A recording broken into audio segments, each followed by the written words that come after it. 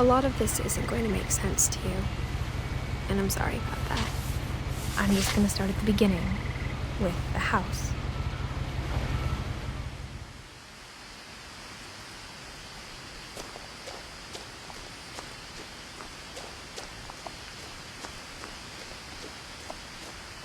I lived here until I was 11, but I wasn't allowed inside half the rooms.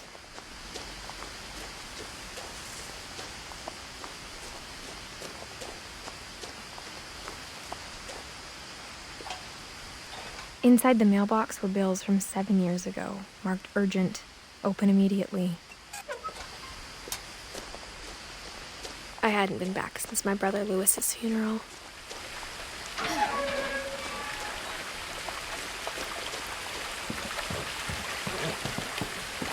In her will, my mother left me a key, but didn't tell me what it unlocked.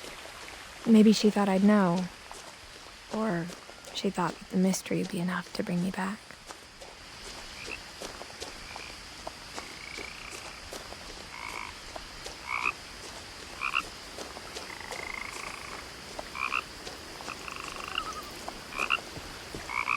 The truth is, even after I inherited the house, I never thought I'd come back to it. But now I had questions about my family that only the house knew the answers to.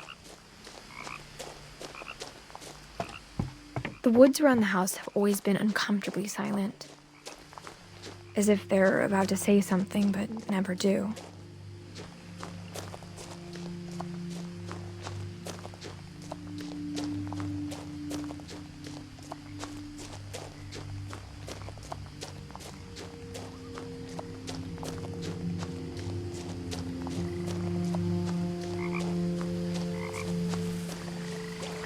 The house was exactly like I remembered it, the way I'd been dreaming about it.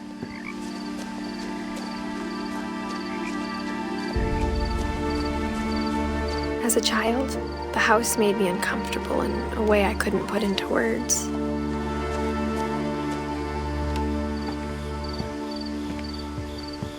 Now, as a 17-year-old, I knew exactly what those words were.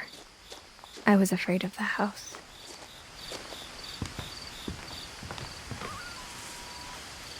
I hoped the key might unlock the front door. It didn't.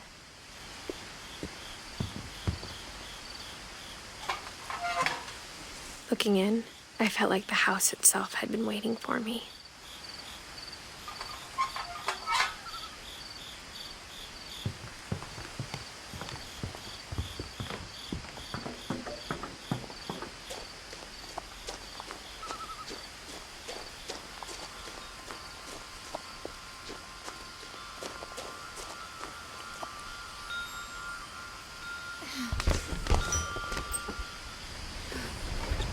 Crawling through the doggy door used to be a lot easier when I was 11.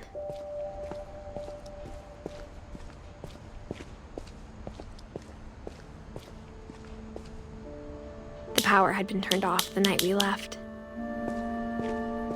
For the first time in years, I felt like I was home. But instead of a family, there were just memories of one. Like how after Lewis started working at the cannery, we all got sick of eating salmon, except our cat, Molly. Nothing in the house looked abnormal. There was just too much of it, like a smile with too many teeth.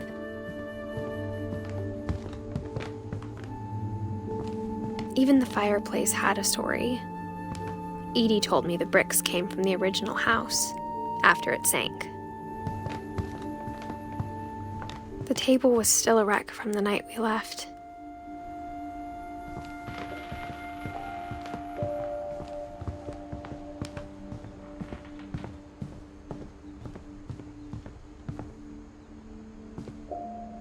After Milton disappeared, Mom sealed up all the bedrooms.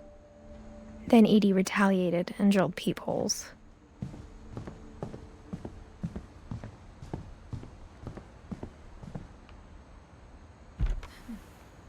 My Grandpa Sam spent 7 years sharing a room with his dead brother, Calvin.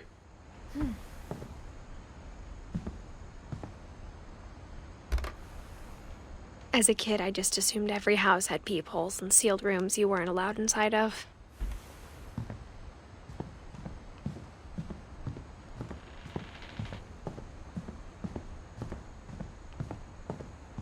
I spent a lot of time playing in Great Uncle Walter's room.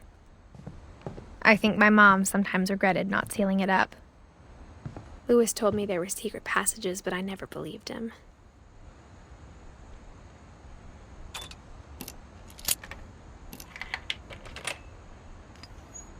Turns out, my mom was really good at keeping secrets. Now it was time to find out what my mom had been afraid of.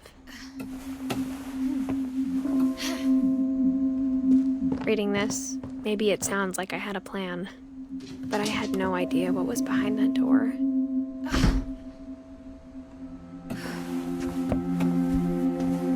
Just like I had no idea where all this was gonna lead.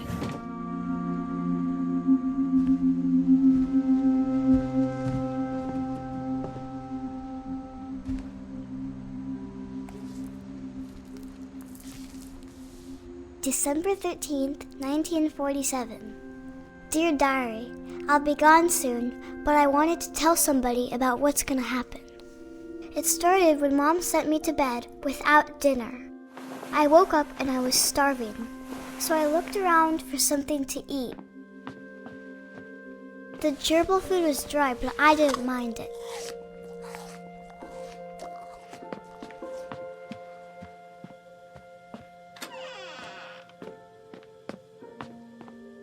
I kept eating and eating.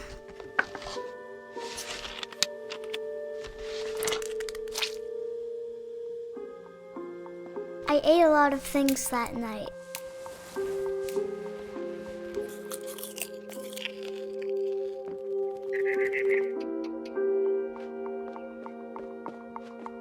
Then I heard chirping outside my window. It was a barn swallow going back to her nest. I reached out for her.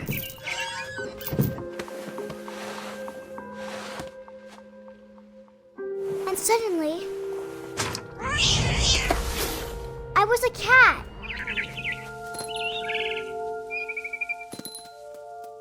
I tried to be quiet, but the bird was really scared.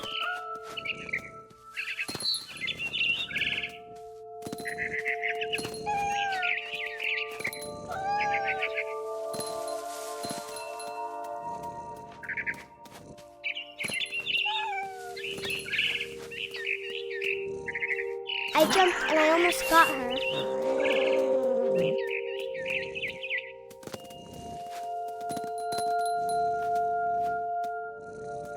I could tell she was getting really tired. Now I was up in the big tree. I promised Dad I wouldn't climb it anymore. All I cared about was I gobbled her up. And suddenly, I was an owl. First, all I heard was the wind. Then I heard little teeth nibbling in the grass.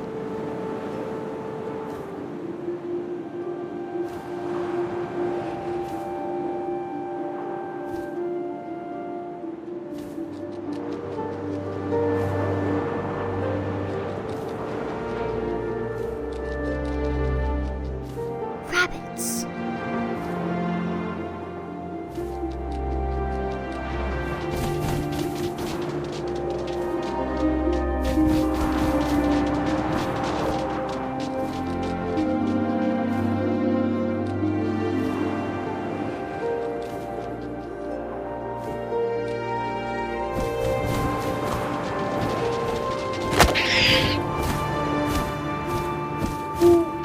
I imagined his face looking up and seeing mine through my talons. I swallowed him up, and I didn't chew one bit. Then I flew off to find something bigger.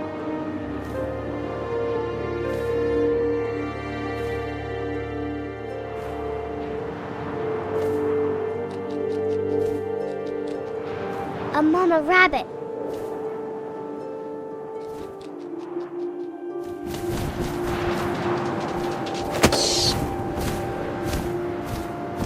She was almost too big to carry. I started choking, but I couldn't stop eating. And suddenly, I was a shark.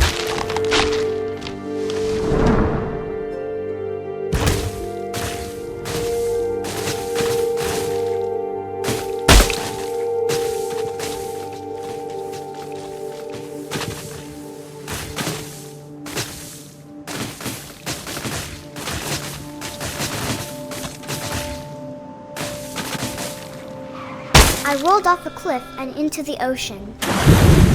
Now, I was hungrier than ever.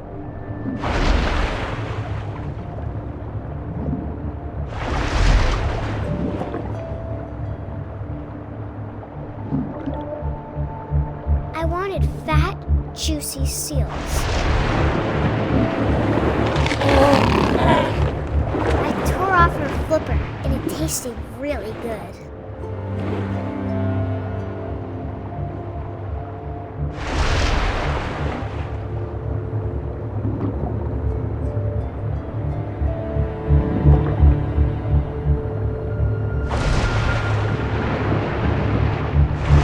Grabbed on tight. But I was so hungry, I jumped out of the water. When I opened my eyes, everything had changed.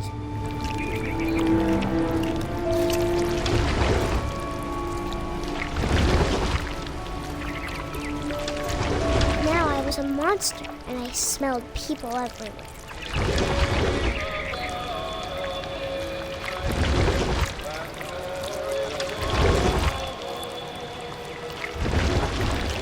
I was big, but I moved real quiet.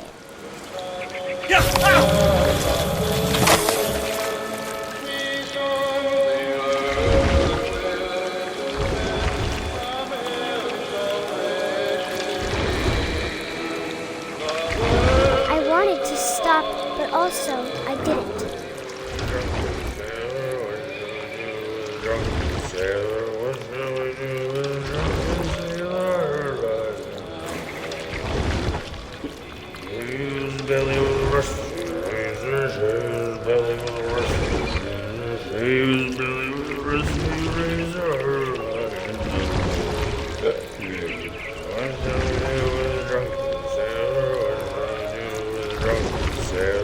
After the last passenger, I was still hungry. And across the water, I smelled something new. Something I had to have, so I swam towards it. I slithered onto the sand, and the good smell went into an old pipe.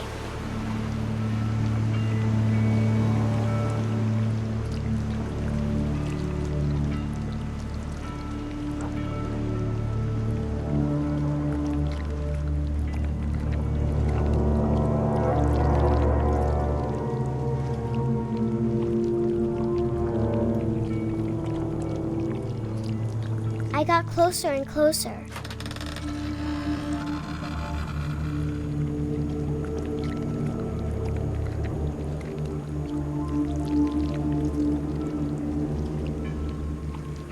All my stomach started growling.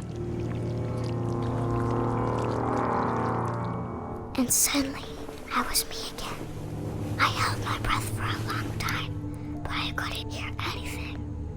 I think it's waiting for me to fall asleep. But it's not going to wait much longer. It needs to feed, and we both know I will be delicious.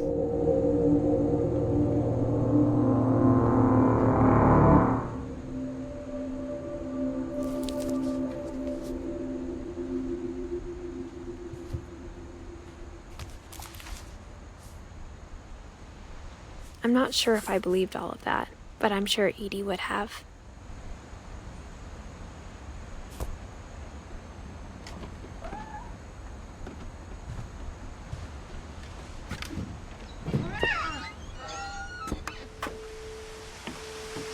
This will be obvious later, but my mom never told me any of these stories. Edie would have, but Mom didn't like bringing up the past. Though, when we adopted a stray kitten, she was the one who named it Molly. I spent a lot of time in Great-Grandma Edie's room. When Edie told people Sven was killed by a dragon, she could also have said he was building a dragon-shaped slide that collapsed. She could have, but she didn't. Her room was like a museum.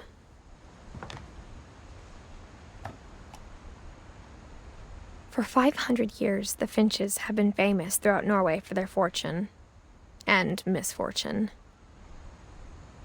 Odin Finch buries the latest victims of the family curse, his wife Ingeborg and their newborn son, Johan.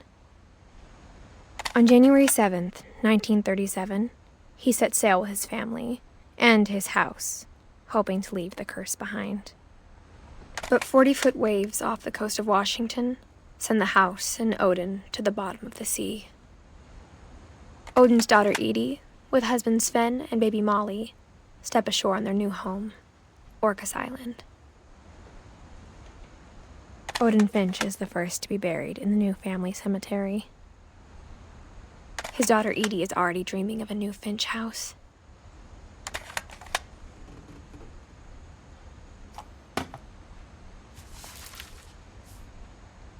Whatever's wrong with this family, it goes back a long ways.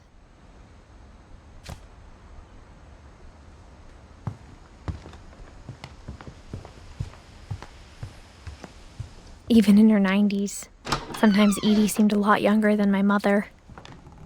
The only trace Grandpa Sam's first wife Kay left on the house was the pink bathroom. It was a pretty big trace.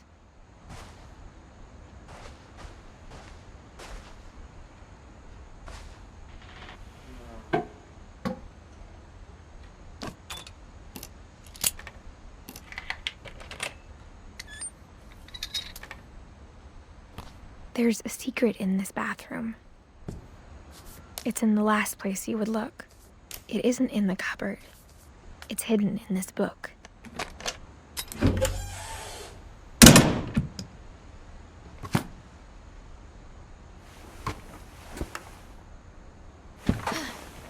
Sven gave Sam an old camera he'd refurbished.